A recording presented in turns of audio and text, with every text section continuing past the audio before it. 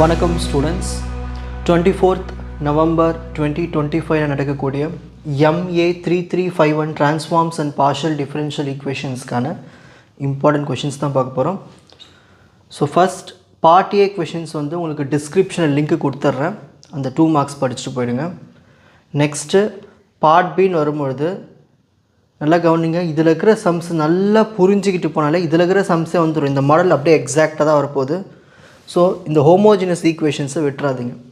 So solve ஒரு cos வச்சு வந்து எப்படி சம் சால்வ் பண்ணணும், எக்ஸ்ஒய் ஆட் பண்ண எப்படி கொடுக்கணும், எக்ஸ்போனென்ஷியல் வந்து எப்படி சம் சால்வ் பண்ணுறது, ஒரு சைனும் எக்ஸ்போனென்ஷியல் வந்து எப்படி சால்வ் பண்ணுறது, ஓகேங்களா, இல்லை ஒரு நார்மல் வேரியபிள் ஒரு சைன் ட்ரிக்னாமெட்ரிக் ஃபங்க்ஷன்ஸ் வந்து எப்படி சால்வ் பண்ணுறதுன்னு ஹோமோஜினஸ் ஈக்குவேஷன்ஸ் ஒவ்வொரு டைப்லேயும் போட்டிருக்கேன்.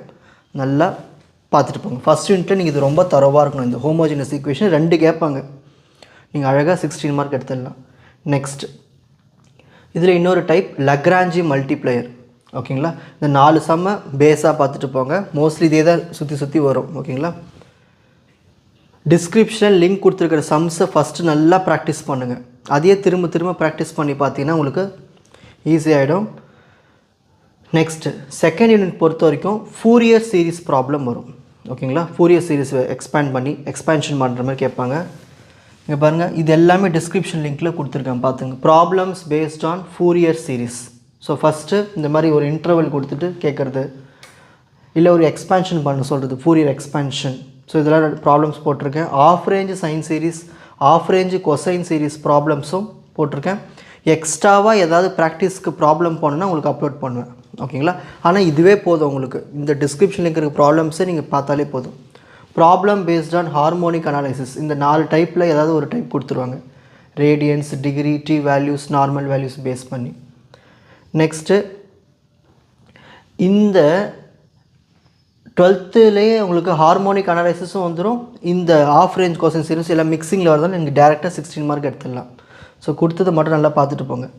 நெக்ஸ்ட்டு தேர்ட் யூனிட் பொறுத்த வரைக்கும் string based problems type 1 type 2 2 problem upload பண்ணியிருக்கேன், ஓகேங்களா. இந்த ப்ராப்ளம் நல்லா பேஸ் பண்ணி பார்த்துட்டு போனாலே போதும், ஓகேங்களா. ரொம்ப பெரிய ப்ராப்ளம், டேரெக்ட் 16 மார்க் கொஸ்டின். இதை நீங்கள் உங்களுக்கு சில விஷயம் தெரியலனா கூட அந்த ஸ்டெப்ஸை அப்ளை பண்ணி வச்சுட்டு வந்தாலே உங்களுக்கு மார்க் வந்துடும் அதில். ஸோ இந்த கொஷினை மட்டும் விட்டுட்டு வந்துடாதீங்க, ஓகேங்களா.